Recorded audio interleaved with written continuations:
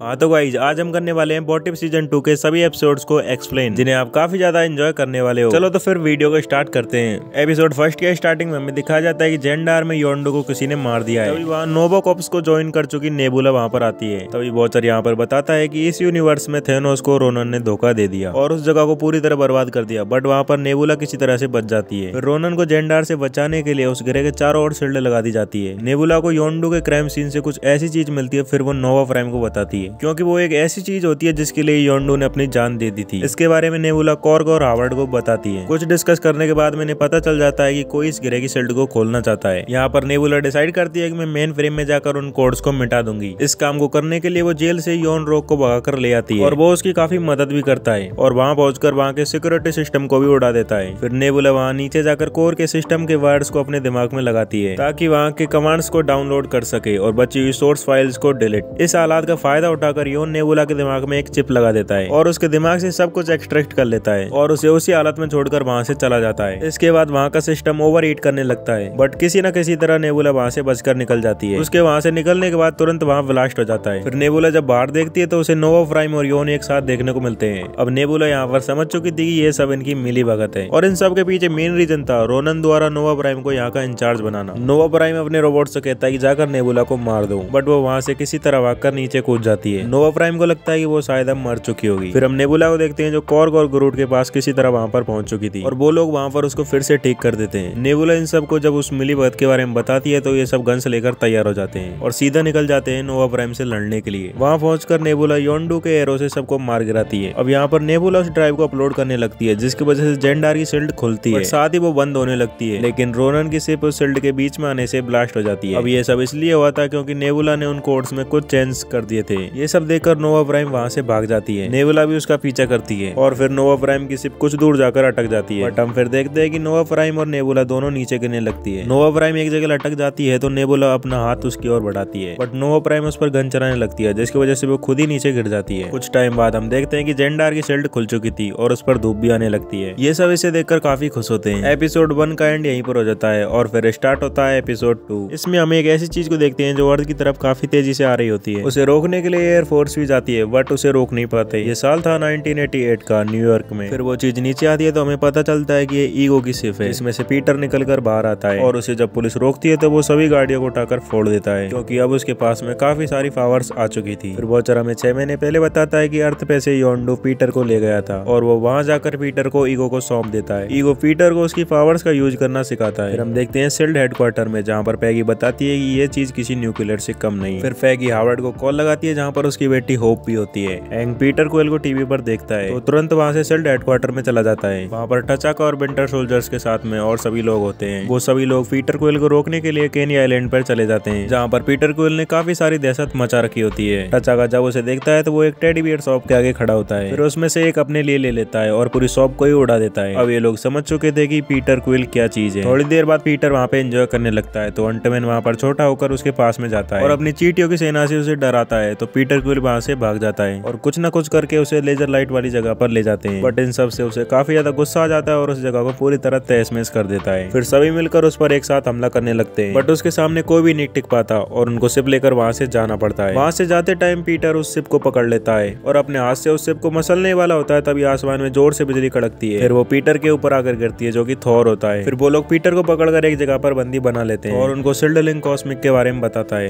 और कहता है कि इसमें कॉस्मिक एनर्जी है, इसलिए इसे सेल्टियस ही खोल सकते हैं। फिर हम होप को देखते हैं जो गाना सुनते सुनते पीटर के पास में जाती है। होप जो गाना सुनती है वो पीटर की माँ का फेवरेट था। फिर होप उसे वहाँ से छोटा करके ले आती है और उसे आजाद कर देती है और पीटर वहाँ से मसूरी जाने के लिए निकल जाता है। ईगो को पता चल जाता है कि पीटर अर्थ पर है और वो उसे लेने के लिए वहाँ पर आ जाता है। थॉर और उसके साथी उसे रोकने के लिए वहाँ पर जाते हैं। थॉर उससे लड़ने के लिए जाता है तो वो उसके आगे एक पहाड़ खड़ा कर देता है जिससे थॉर टकरा कर नीचे गिर जाता है। दूसरे ही पल ईगो अपने क्लोन्स की सेना तैयार कर लेता है। थॉर और टचाका उन पर हमला करने लग जाते हैं, बट थॉर का हमला इतना पावरफुल होता है कि वो सभी क्लोन्स को एक साथ उड़ा देता है और एजेंट कार्टर भी अपनी तोपों से उन पर हमला करती रहती है। फिर हम विंटर सोल्जर को देखते हैं जो पीटर पर निशाना लगाए हुए होता है। साथ ही हैंग उससे बात करने के लिए जाता है और कहता है कि मैं होप का पिता हूँ। पीटर कहता है कि इन सब के पीछे मैं नहीं हूँ, इन सब के पीछे है मेरे डैड और इस पावर से मेरा सर भी दुख रहा है और यहाँ पर मुझे मेरी माँ के बिना कुछ भी अच्छा नहीं लग रहा। हैंग उसे अपने साथ वहाँ से लेकर आ जाता है। ईगो अपनी पावर से शील्डिंग को वहाँ से ले आता है, लेकिन बीच में पीटर हैंग के साथ आकर उसे ले लेता है। यहाँ पर पीटर को पता चल जाता है कि वो ईगो ही था जिसने उसकी माँ को मारा था और उसके बाद पीटर पूरी सिडलिंग को अपने अंदर ले लेता है और अपनी पूरी पावर लगाकर ईगो पे हमला करके उसे मार डालता है और साथ में उसके क्लोन्स भी खत्म हो जाते हैं। फिर इस सब के निपटने के बाद में सब मिलकर पार्टी करने लगते हैं। यहीं पर इस एपिसोड का एंड हो जाता है और शुरू होता है एपिसोड 3। स्टार्ट होते ही बॉचर कहता है कि ये मेरी फेवरेट स्टोरीज में से एक है, जहाँ पर एवेंजर्स टावर में क्रिसमस पार्टी चल रही होती है और उस पार्टी को संभालने का काम करते हैं हैप्पी और डार्सी। लेकिन डार्सी क्रिसमस का सामान लेने के लिए बाहर चली जाती है और वहाँ पर एंट्री होती है जस्टिन हैमर की। फिर हम बैक स्टोरी देखते हैं जिसमें जस्टिन हैमर को टोनी की वजह से जेल जाना पड़ता है और वो जेल के अंदर ही प्लान बना लेता है कि बाहर जाकर टोनी से बदला लेना है। फिर हम एवेंजर्स टावर में जस्टिन हैमर को देखते हैं जो अपने आदमियों के साथ वहाँ पर आता है और वहाँ के डिवाइस में अपना प्रोग्राम डाल के हैक कर लेता है, जिससे वहाँ के सभी रोबोट उसके काबू में आ जाते हैं और वो वहाँ पर जाता है जहाँ पर गामा रेडियंस होते हैं ताकि वो खुद को एक सुपर हीरो में जनरेट कर सके। लेकिन हैप्पी वहाँ पर पहले ही पहुंचकर हल्का श्रम ढूंढने लगता है। जैसे ही एजेंट हिल जस्टिन हैमर को रोकने के लिए आती है वैसे उसके रोबोट उसे गिरा देते हैं। जस्टिन हैमर के आदमियों को हैप्पी के बारे में पता चल जाता है और वो जस्टिन हैमर को बता देते हैं। तब तक हैप्पी को हल्का ब्लड मिल जाता है और वो उसे जैसे ही लेने की कोशिश करता है वो उसके हाथ से छूटकर उसके पैर में लग जाता है और वो बड़ा हो जाता है। तब तक वहाँ जस्टिन हैमर अपने रोबोट्स को लाकर कांच को तोड़वा देता है। हैप्पी वहाँ से उनके ऊपर केमिकल्स फेंक कर भाग जाता है और कहीं पर छुपकर सभी एवेंजर्स से कांटेक्ट करने की कोशिश करता है, बट वो सभी क्रिसमस पार्टी में लगे होते हैं। अब हैप्पी के हाथ धीरे धीरे बड़े होने लगते हैं। जस्टिन हैमर के रोबोट उसे ढूंढ लेते हैं और उस पर गोलियां भी चलाने लगते हैं। तभी वो टेबल आगे करके बच जाता है। उसके बाद वो किसी चीज को पकड़कर एवेंजर्स टावर से नीचे कूद जाता है और वो पहुंच जाता है फर्स्ट फ्लोर पे, जहाँ उसके शरीर पर गामा रेडिएशंस लग जाती है जिससे वो और भी ज्यादा पावरफुल हो जाता है। ये देखकर हैप्पी काफी ज्यादा खुश होता है और अपने आप को पावरफुल महसूस करता है। डार्सी से कहता है कि चलो एवेंजर्स टावर पर अपना फिर से कंट्रोल लाए, लेकिन जस्टिन हैमर के रोबोट डार्सी को पकड़ लेते हैं। फिर हैप्पी गुस्से में वहाँ पे आता है और सभी से फाइट करने लगता है। थोड़ी देर में ही हैप्पी अपनी पावर से सभी को चकनाचूर करके रख देता है। जस्टिन हैमर ये देखकर हल्क बस्टर मंगवाता है। फिर हैप्पी और जस्टिन हैमर एक दूसरे से फाइट करने लगते हैं, जिसमें जस्टिन हैमर हैप्पी को एक पंच मारता है जिससे वो दीवारों के आर पार हो जाता है और डार्सी की ओर आगे बढ़ने लगता है। तभी हैप्पी ऊपर से आकर उसे दबोच लेता है। फिर डार्सी वहाँ से जाती है और एवेंजर टावर के सिस्टम को रिबूट कर देती है, लेकिन वो हल्क बस्टर को रिबूट नहीं कर पाती। तभी वहाँ टोनी के साथ सभी एवेंजर्स आ जाते हैं। टोनी कहता है कि मेरे इलाके में आकर मेरे सूट को कौन धो रहा है। इतना कहकर सभी एवेंजर्स हैप्पी पर हमला करने लग जाते हैं। डार्सी आकर बताती है कि ये हैप्पी है और ये सब कुछ जस्टिन हैमर का किया धरा है। तभी टोनी एक बटन दबाता है जिससे पूरा हल्क बस्टर सूट खुलकर नीचे गिर जाता है। हैप्पी अब कुछ ज्यादा ही जोश में आ जाता है और जोर से चिल्लाने लगता है, जिसकी वजह से जस्टिन हैमर नीचे गिरने लगता है। तभी हैप्पी आकर उसे बचा लेता है, कहता है कि शुक्र मनाओ कि आज क्रिसमस है, नहीं तो तुम्हारा ही केक काट देता। इस सब के बाद सभी एवेंजर्स टावर के अंदर चले जाते हैं। तभी थॉर वहाँ क्रिसमस पार्टी में फ्री का माल खाने के लिए पहुंच जाता है और यहीं पर ये एपिसोड खत्म हो जाता है और स्टार्ट होता है इसका नेक्स्ट एपिसोड। बॉचर कहता है कि गार्डियंस ऑफ मल्टीवर्स में आपको सभी कैरेक्टर्स की कहानियां मालूम है, लेकिन गमोरा की नहीं, और आज हम इस गमोरा की कहानी को जानेंगे कि कैसे वो एक हीरो बन गई। फिर हम आयरन मैन को देखते हैं जो चितौरी सेना को रोकने के लिए अंतरिक्ष में मिसाइल लेकर जाता है और उस मिसाइल को सीधे थेनोस के शिप पर छोड़ देता है। फिर जब वो नीचे गिरता है तो पोर्टल बंद हो जाता है, जिससे वो अलग अलग मल्टीवर्स में घूमता हुआ सकार प्लेनेट पे जाकर गिरता है। वहाँ पर ग्रैंड मास्टर टोनी को बताता है कि ये सकार प्लेनेट है और यहाँ पर टाइम अलग तरीके से चलता है, जैसा कि तुमने कुछ दिन पहले ही थेनोस की सेना को तबाह कर दिया। टोनी कहता है कि क्या तुम मेरी अर्थ पर जाने में मदद कर सकते हो। ग्रैंड मास्टर कहता है कि हाँ क्यों नहीं, बट उससे पहले मेरा बर्थडे सेलिब्रेट कर लेते हैं। टोनी वहीं पर रुक जाता है और इस सकार पर लड़ाई नहीं बल्कि गाड़ियों के बीच रेसिंग करवाई जाती है, जिसमें हम बल्करी को भी देखते हैं। थोड़ी देर में रेस स्टार्ट होती है और बैलकरी सबको पीछे छोड़ती हुई आगे बढ़ती चली जाती है। जब रोड किलर बैलकरी को निकलने वाला होता है तब टूटी हुई गाड़ियों से बैलकरी अपनी गाड़ी को आगे निकाल लेती है, बट आगे जाने वाले गाड़ियों से टकराकर गिर जाती है। टोनी बैलकरी की मदद करने के लिए बोलता है, लेकिन ग्रैंड मास्टर मदद नहीं करता बल्कि अपने चैंपियन को मैदान में उतार देता है। टोनी जब उसे रोकने के लिए जाता है तो उसका सूट काम नहीं करता और गमोरा उसे मारने के लिए आती है तो ग्रैंड मास्टर उन दोनों के गले में चिप लगा देता है। जहाँ पे वो बंदी होते हैं तो टोनी अपना तूफानी दिमाग चलाकर गर्दन की चिप को निकाल देता है और वहाँ से किसी तरह बाहर निकलता है तो गमोरा उन पर हमला कर देती है। टोनी कहता है आखिर तुम्हारी प्रॉब्लम क्या है। गमोरा इसलिए गुस्सा होती है क्योंकि थेनोस की चितौरी आर्मी उसने तबाह कर दी। टोनी कहता है कि वो जो कर रहा था वो गलत कर रहा था, उसकी वजह से काफी लोग मर गए। फिर टोनी और कॉर्क वहाँ से निकल जाते हैं। उसके बाद टोपाज वहाँ आके गमोरा को पकड़ लेती है। अब टोनी और कॉर्क बैलकरी के पास में जाते हैं और ग्रैंड मास्टर को हराने का प्लान बनाते हैं और इस टाइम टोनी अपना सूट भी ठीक कर लेता है। जब टोपाज गमोरा से मिलने के लिए जाती है तो उसकी छड़ी लेकर उसके सैनिकों को मार देती है और सीधे ग्रैंड मास्टर के पास जाकर उसे टोनी के बारे में पूछती है। टोनी लाइव आता है और ग्रैंड मास्टर को चैलेंज करता है और कहता है कि जो जीतेगा उसका ये प्लेनेट होगा। ग्रैंड मास्टर कहता है अगर मैं जीता तो मुझे तुम्हारा सूट चाहिए। फिर सभी के साथ में रेस शुरू हो जाती है। ग्रैंड मास्टर सबसे पहले आगे निकल जाता है। एक बड़ी सी गाड़ी जो सबके ऊपर बम बरसा रही थी उसे कॉर्क नीचे से फोड़ देता है। हम देखते हैं कि टोपाज अपनी छड़ी से टोनी की गाड़ी को पिघला देती है। उसके बाद टोनी खुद के ही सूट की कार बना लेता है। फिर हम देखते हैं कि ग्रैंड मास्टर पीछे की ओर जाल बचाता हुआ आगे जा रहा है। इस रेस के बीच में टोनी गमोरा को कन्विंस कर लेता है जो टोनी को आगे निकलने में मदद भी करती है। हम फिनिश लाइन को देखते हैं जहाँ पर ग्रैंड मास्टर सबसे आगे चल रहा होता है। तभी टोनी अपने आर्क कैरेक्टर की पावर अपनी गाड़ी में लगा देता है जिससे वो ग्रैंड मास्टर से पहले ही फिनिश लाइन को टच कर लेता है। टोनी ग्रैंड मास्टर से कहता है कि मैं जीत गया और उनकी ओर टोपाज गाड़ी में छड़ी लगाकर आती है। तभी बैलकरी उसकी गाड़ी को टक्कर मार देती है, जिससे छड़ी उछलकर ग्रैंड मास्टर को लग जाती है और वो पिघल जाता है। इसके लिए सभी वेलकरी की तारीफ करने लगते हैं। इसके बाद गमोरा टोनी को लेकर थेनोस के पास में जाती है। वहाँ गमोरा उस छड़ी से थेनोस को एक ही बार में पिघला देती है। इसी के साथ इस एपिसोड का एंड यहीं पर हो जाता है और स्टार्ट होता है एपिसोड 5, जहाँ हम सभी एवेंजर्स को देखते हैं जो चितोरी आर्मी को रोक रहे होते हैं। और इसी यूनिवर्स में कैप्टन अमेरिका की जगह कैप्टन कार्टर होती है। वॉचर कैप्टन कार्टर के बारे में बताता है। अल्ट्रॉन को हराने के बाद में मैंने सभी सुपर हीरोज को उसी टाइम पर भेज दिया। फिर वॉचर कैप्टन कार्टर के आगे की स्टोरी बताने लगता है कि नताशा और कैप्टन कार्टर एक मिशन पर जाती है। उस शिप में एक दरवाजा खोलकर देखती है तो वहाँ हाइड्रा स्टम्पर होता है। दूसरी बार हाइड्रा स्टम्पर उन पर अटैक करने के लिए आता है तो कैप्टन कार्टर उस पर मारती है। उन्हें पता चलता है कि ये तो स्टीव है। स्टीव पूरी की पूरी शिप को उड़ा देता है और कैप्टन किसी तरह बचकर फ्यूरी के पास में जाती है। फ्यूरी कहता है कि उसने शिल्ड के कई एजेंटों को मारा है। बक्की जो सेक्रेटरी बन चुका है। तभी उसके एजेंट आते हैं और उससे कहते हैं कि आपकी जान को खतरा है, क्योंकि वहाँ पर हाइड्रा स्टम्पर आ चुका था और सभी पर हमला करने लगता है। कैप्टन कार्टर जब उसे हवा में मारती है तो उसका सूट बंद पड़ जाता है। तभी उसे बचाने के लिए नताशा जेट लेकर आ जाती है। स्टीव का ऐसा होने के पीछे रीजन था रेड रूम। स्टीव कहता है कि मैं तुम्हें वहाँ ले जा सकता हूँ। ये वहाँ पर जाते हैं तो उनको कुछ डॉल जैसे लोग देखने को मिलते हैं। यहाँ पर कैप्टन और स्टीव एक दूसरे से अकेले में बात करने लगते हैं। जब वो एक दूसरे को किस करने लगते हैं तो कैप्टन कार्टर को झटका लगता है। जब वो लोग अपने सामने देखते हैं तो उनके सामने काफी सारी डॉल्स होती है। फिर ये तीनों मिलकर उन सभी डॉल से लड़ने लगते हैं। तभी वहाँ मेलिना आती है जो रेड रूम को चलाती थी और अब भी स्टीव उसके काबू में होता है और फिर इन सब के बीच में फाइट होने लगती है। स्टीव और कैप्टन लड़ते लड़ते पानी की टंकी पे चले जाते हैं और स्टीव उस पानी की टंकी को गिरा देता है। नताशा भी अंधेरे का फायदा उठाकर उन डॉल्स को मारने लगती है। तभी उससे फाइट करने के लिए मनीला वहाँ पर आ जाती है। एक तरफ कैप्टन स्टीव से कहती है कि मैं लड़ाई करते करते थक चुकी हूँ और ये अंत है तो मुझे तुम्हारे साथ ही रहना है। ये बात सुनकर स्टीव सीधा रेड रूम को फोड़ने के लिए चला जाता है। नताशा उसे जाते हुए देखकर मनीला की रस्सी उसके पैर के बांध देती है, जिससे वो स्टीव के साथ ही ऊपर चली जाती है। फिर स्टीव ऊपर जाकर उस रेड रूम को तबाह कर देता है। वॉचर कहता है कि मेरा काम है चीजों को देखना। तभी कैप्टन कार्टर के नीचे एक पोर्टल खुलता है जिसमें वो नीचे जाकर गिर जाती है। जैसे उसकी आंखें खुलती है तो वो फ्यूरी और स्कारलेट विच को देखती है। फिर स्कारलेट विच कहती है कि यही हमारी दुनिया को बचा सकती है। कैप्टन कार्टर चिल्लाती हुई कहती है कि वॉचर ये तुमने क्या कर दिया। इसी के साथ इस एपिसोड का एंड यहीं पर हो जाता है और स्टार्ट होता है एपिसोड 6। इसमें हमें वॉचर रैग्नारोक के बारे में बताता है और कहता है कि ओडिन ने शांति के लिए टेजराइट को धरती पर रख दिया, बट इस यूनिवर्स में ऐसा करने से पहले एसगार्ड में सेटर आ जाता है। ओडिन के टेजराइट को आगे करने पर भी पूरा एसगार्ड तबाह हो जाता है और जो टेजराइट होता है वो अर्थ पे जाके गिरता है। फिर हम अर्थ पर कोरी और उसकी बहन को देखते हैं जिसका नाम बाटा होता है। ये दोनों खेलते खेलते जंगल में अंदर की ओर चली जाती है। वो जब पीछे मुड़कर अपने गाँव की तरफ देखती है तो वहाँ पर आग लगी होती है। वहाँ के राजा को वो किसी तरह दिख जाती है और वो वहाँ से भागने लगती है। आगे जाकर वो दोनों एक गड्ढे में गिर जाती है। सिपाही वहाँ आकर कोरी को गोली मार देते हैं और कोरी चमकते हुए पानी में गिर जाती है और बाटा को वो सैनिक अपने साथ में ले जाते हैं। कोरी जिस जगह गिरती है उस जगह टेजराइट होता है, उसकी वजह से वो किसी और जगह पर पहुंच जाती है। वॉचर कहता है कि एसगार्ड के तबाह होने के बाद में टेजराइट से कोरी के पूर्वजों को एक नया जीवन मिला। वहाँ के लोगों को इससे काफी ज्यादा ताकत मिली और युद्ध भी हुए और वो लोग शांत भी पड़ गए। कोरी की जब नींद खुलती है तो देखती है कि वहाँ के लोग टेजराइट की शक्ति से अपना काम कर रहे हैं। मोहक जिसने उसको बचाया था वो वहाँ की सभी चीजों के बारे में कोरी को बताता है। उसी टाइम कोरी को बाटा की याद आती है और उस पोर्टल की ओर जाने लगती है। मोहक उसे टेजराइट की शक्तियों का यूज करना भी सिखा देता है। वो धीरे धीरे पोर्टल में जाने के लिए कोशिश करती रहती है। तभी मोहक को कुछ आवाज आती है और वो कोरी को अपने साथ चलने के लिए बोलता है। फिर हम देखते हैं कि वहाँ के लोग उन जानवरों की पीठ पर चढ़कर उन पत्थरों को लेते हैं। अब कोरी इतनी ज्यादा सीख चुकी थी कि इन जानवरों से आगे ऐसे ही निकल जाती है। उसके सामने जब एक जानवर आता है तो उसे उठाकर पटक देती है। फिर हम देखते हैं कि कोरी के पास में सबसे ज्यादा पत्थर होते हैं। एक्चुअली ये पत्थर उन सबका खाना होता है। वहाँ का राजा अपने सिपाहियों को उस चमकती हुई चीज में नीचे भेज देता है। वहाँ पर जाकर वो सिपाही कोरी और वहाँ पर रह रहे लोगों पर गोली चलाने लगते हैं, बट कोरी अपनी पावर से उन गोलियों को रोक देती है और साथ ही उन सभी से गन्स लेकर उन सभी को मार देती है। कोरी मोहक को बताती है कि इन सभी ने हमारे गाँव के लोगों को मार दिया। फिर कोरी अपनी पावर से उस टेजराइट को नीचे ले आती है और अपनी बहन और गाँव वालों को बचाने के लिए वहाँ पर जाती है। तो राजा उस पर तोपों से हमला करवा देता है, जिनमें से एक तोप का गोला निकलकर उसके लग जाता है। तभी हम देखते हैं कि मोहक और उसके साथी उससे बचाने के लिए वहाँ पर आ जाते हैं और देखते ही देखते वो सभी को कुचल कर रख देते हैं। अब कोरी ने गाँव वालों के साथ अपनी बहन बाटा को बचा लिया था। वॉचर कहता है कि कहानियां किसी न किसी वजह से बनती है। कोरी इसलिए जीती क्योंकि उसने सही रास्ता चुना। महल में देखते हैं तो एक आदमी इस सब के बारे में रानी को बता रहा होता है। कोरी वहाँ पर आती है तो रानी अपने सैनिकों से उस पर हमला करवाती है, बट कोरी अपने पावर से उन सैनिकों और उसके सिंहासन को मसल के रख देती है। वॉचर कहता है कि कोरी ने इसी तरह अपने आसपास शांति बनाए रखी।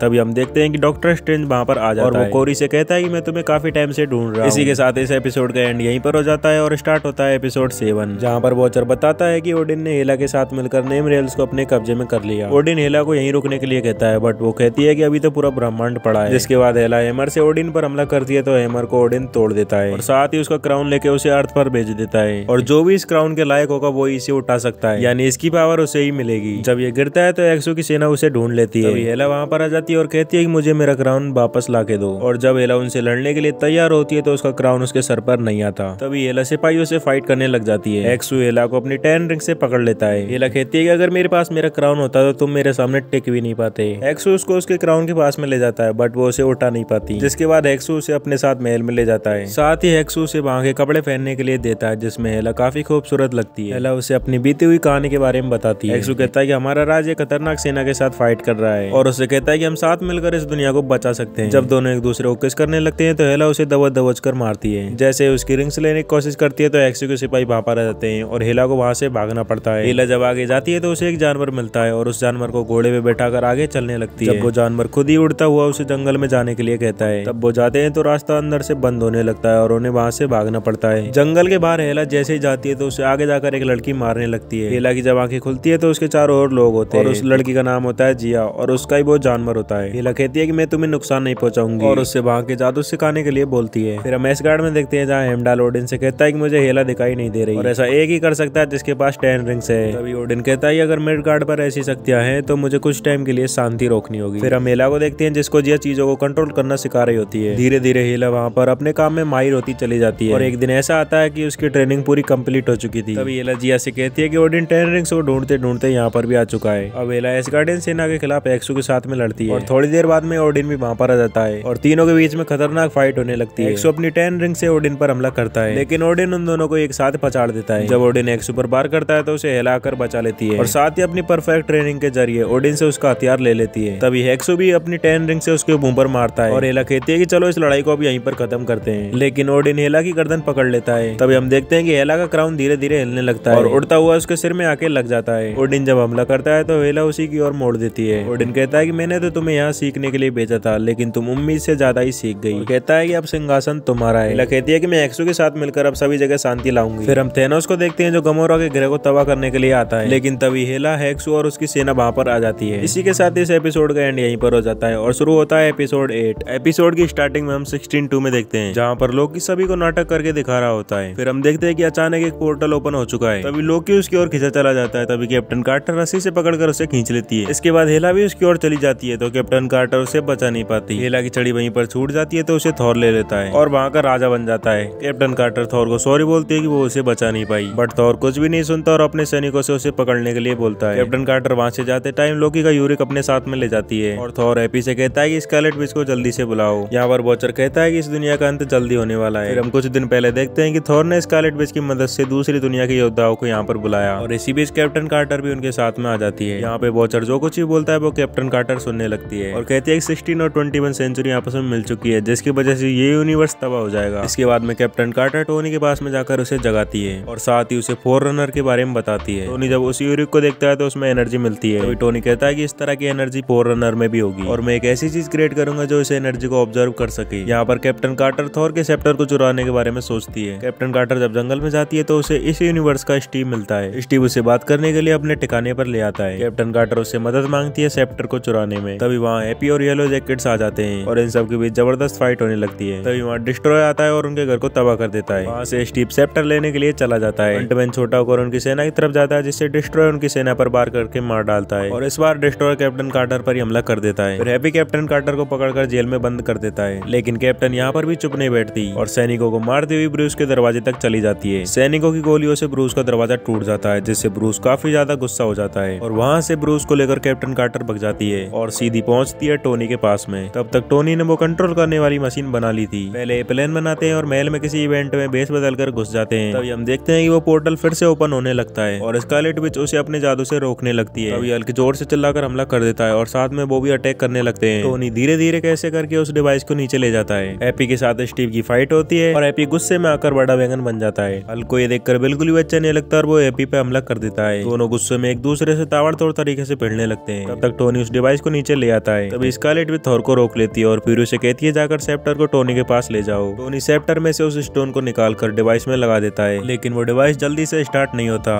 थॉर अपनी बिजली से स्कारलेट विच पर हमला कर देता है जिसकी वजह से स्कारलेट विच का मैजिक उस पोर्टल पे से हट जाता है, लेकिन टोनी का डिवाइस तब तक ठीक हो जाता है और कैप्टन कार्टर उसे अपने हाथ में पहन लेती है और उसे चलाती है तो उसे पता चलता है कि वो फोररनर और कोई नहीं बल्कि स्टीव है। स्टीव कहता है कि जब मैं थेनोस से लड़ रहा था तब मैंने उसके टाइम स्टोन पर मार दिया था जिसकी वजह से ये सब ऐसा हो गया। स्टीव यहाँ कैप्टन कार्टर से यह कह के जाता है कि हम किसी और यूनिवर्स में साथ मिलेंगे। तभी स्टीव उस टाइम स्टोन को को दबा देता है, जिससे वो वहाँ से चला जाता है और उसके साथ ही वो सब भी वहाँ से चले जाते हैं। तब कैप्टन कार्टर एक जगह पर उदास होकर बैठी रहती है। तभी वहाँ डॉक्टर स्ट्रेंज आता है और कहता है कि मेरे पास एक स्टोरी है तुम्हें बताने के लिए। इसी के साथ इस एपिसोड का एंड यहीं पर हो जाता है और स्टार्ट होता है इसका फाइनल एपिसोड, जहाँ हम देखते हैं कि सुप्रीम स्ट्रेंज कैप्टन कार्टर से मदद मांगने के लिए आता है। थोड़ी देर बाद में वो कैप्टन कार्टर को अपने साथ ले जाता है और दिखाता है कि जो भी इस यूनिवर्स को खत्म कर रहा था उन सभी को यहाँ पे बंदी बना लिया गया है। फिर डॉक्टर सुप्रीम कैप्टन को एक कमरे में लेके जाता है और वहाँ उसे दिखाता है कि तुम्हें इस आदमी को पकड़ कर लाना है। कैप्टन कार्टर कहती है कि तुम मुझसे ज्यादा ताकतवर हो, फिर तुम्हें क्यों नहीं पकड़ते। डॉक्टर सुप्रीम कहता है कि अगर मैं जाऊंगा तो उसको मेरा पता चल जाएगा, इसलिए उसे पकड़ने के लिए तुम्हें ही जाना होगा। और जब कैप्टन कार्टर उस दुनिया में जा रही होती है तो उसके सूट में कुछ बदलाव कर देता है। कैप्टन कार्टर वहाँ पे जाती है तो उसके चारों ओर कोई घूमने लगता है, जो कि कोरी होती है। जब कैप्टन कार्टर अपनी शिल्ड फेंकती है तो कोरी उसे पकड़ लेती है और कहती है कि मैं तुम्हारी दुश्मन नहीं हूँ, असली दुश्मन तो वो है। तभी उन दोनों के पैरों के नीचे पोर्टल खुलने लगता है और वो डॉक्टर सुप्रीम के यहाँ जाकर गिरते हैं। फिर सुप्रीम कोरी को बंदी बनाने लगता है। तभी कोरी कहती है कि असली दुश्मन ये है और ये तुम्हारा इस्तेमाल कर रहा है। तभी कैप्टन कार्टर समझ जाती है और सुप्रीम से फाइट करने लगती है, लेकिन उससे सुप्रीम का कुछ नहीं होता और वहाँ के बंदियों को आजाद करती है, जिससे सुप्रीम का ध्यान भटक जाता है और वो दोनों वहाँ से निकल जाती है। आगे जाकर इनके रास्ते में स्कारलेट विच आ जाती है, जहाँ पे कोरी उसको अच्छी खासी टक्कर भी देती है, जिससे वो हार जाती है। उसके बाद वहाँ पर हेला आ जाती है, लेकिन उसके सामने कोई ऐसा भी था यानी शटर, जो हेला की बराबरी कर सकता था। तब ये दोनों यहाँ से निकलकर आगे जाने लगती है। आगे जाकर एक पोर्टल खुलता है तो उसमें से थेनोस निकलता है और वो कैप्टन कार्टर की शिल्ड को पकड़ लेता है। तभी कोई पीछे से चुटकी बजाता है और थेनोस गायब हो जाता है। वो स्नैप करने वाला किलमोंगर होता है, जिसके पास हम सभी स्टोन्स को देख पाते हैं। लेकिन कोरी किलमोंगर को एक पोर्टल खोलकर वहाँ भेज देती है, जहाँ पर सभी लड़ रहे होते हैं और वहाँ पर बचे हुए स्टोन्स को कैप्टन मार्वल पहन लेती है। और आगे जाने के बाद में इन्हें स्ट्रेंज मिलता है, जहाँ पर कैप्टन कार्टर स्टोन का यूज करके स्ट्रेंज को मारती है। तभी स्ट्रेंज 3 बड़े बड़े मॉन्स्टर वहाँ पे ला देता है। फिर स्ट्रेंज खुद के कई सारे क्लोन बना देता है। भाई कैप्टन कार्टर भी स्टोन की मदद से अपने कई सारे क्लोन्स बना लेती है। फिर दोनों के बीच में महाभारत स्टार्ट हो जाती है। तभी सुप्रीम स्ट्रेंज यहाँ पर माइंड गेम खेलता है। कैप्टन कार्टर वहाँ देखती है जहाँ वो कैप्टन कार्टर बनी थी, लेकिन वो थोड़ी देर में इस मायाजाल को समझ जाती है। तभी सुप्रीम स्ट्रेंज सभी विलन्स को खोलकर गिराने लगता है और कहता है कि तुम्हारी पावर को मैं आसानी से कंट्रोल कर सकता हूँ। तभी वो विलन्स कहते हैं कि ये अकेले नहीं कर सकते, लेकिन हमारी मदद से तुम्हें जरूर रोक सकते हैं। फिर एला अपना क्राउन, थोर अपना हैमर और एक्सो अपनी 10 रिंग्स को वहाँ पर फेंकता है। थोर का एक वेरिएंट उसकी तलवार को कैप्टन कार्टर की तरफ फेंकता है, जिससे वो स्ट्रेंज पर सीधा हमला कर देती है। फिर कोरी नीचे ही पोर्टल खोल देती है और जितने भी गिरने वाले विलन्स और हीरोज अपने अपने यूनिवर्स में पहुंच जाते हैं। कोरी स्ट्रेंज से लड़ने के लिए 10 रिंग्स और हैमर को उठाती है। जब फाइट होने लगती है तो ये दोनों स्ट्रेंज के ऊपर बहुत भारी पड़ती है। फिर हम देखते हैं कि स्ट्रेंज अपने खतरनाक अवतार में आ चुका है और ये जो भी चीज से उसके ऊपर अटैक करते हैं तो वो उसे अपने अंदर ही ऑब्जर्व कर लेता है, जिससे वो यहाँ पर काफी ज्यादा ताकतवर हो जाता है और कैप्टन कार्टर के स्टोन भी नीचे गिर जाते हैं। लेकिन कैप्टन कार्टर स्ट्रेंज से फिर से फाइट करने के लिए जाती है तो कोरी उन सभी स्टोन्स को उसकी तरफ फेंक देती है। तभी कैप्टन कार्टर उन सभी स्टोन्स को अपने हाथ में लेकर एक जोरदार पंच मारती है, जिससे वो मॉन्स्टर स्ट्रेंज से बाहर निकल जाते हैं। ये सब कुछ किया धरा उन मॉन्स्टर्स का ही होता है। फिर वो मॉन्स्टर कैप्टन कार्टर को लेकर नीचे वाले फौज में चले जाते हैं। कैप्टन कार्टर किसी तरह अपना हाथ पकड़ लेती है और वो मॉन्स्टर उस फौज में गिर जाते हैं। गिरते गिरते वो मॉन्स्टर हमला करने वाला होता है, तभी उसे स्ट्रेंज रोक देता है। उस मॉन्स्टर के नीचे गिरने के बाद एक बहुत बड़ा ब्लास्ट होता है। जब कैप्टन कार्टर की आंखें खुलती है तो वो वॉचर के पास में होती है। वॉचर कहता है कि कोरी को उसके यूनिवर्स में भेज दिया गया है। आगे जाकर कैप्टन कार्टर पूछती है कि ये सब तुम्हें पहले से पता था ना। वॉचर कहता है कि हाँ, बट यूनिवर्स को बचाने के लिए कैप्टन कार्टर की जरूरत थी। फिर वॉचर कहता है कि अब चलो तुम्हारे यूनिवर्स में तुम्हें भेज दिया जाए। तो ये वॉचर लोकी की एंडिंग वाला सीन दिखाता है। अब यहाँ पर इस सीजन के एंड यहीं पर हो जाता है। आई होप कि आपको वीडियो पसंद आई होगी और आपको व्हाट इफ सीजन 2 कैसा लगा और इसके बारे में आपके क्या क्या ओपिनियन है कमेंट सेक्शन में जरूर बताना। ऐसी इंजॉइंग वीडियो के लिए चैनल को सब्सक्राइब करें। तब तक मिलते हैं नेक्स्ट वीडियो में। Good bye. ऐसी इंजॉइंग वीडियो के लिए चैनल को सब्सक्राइब करें। तब तक मिलते हैं नेक्स्ट वीडियो में। Good bye.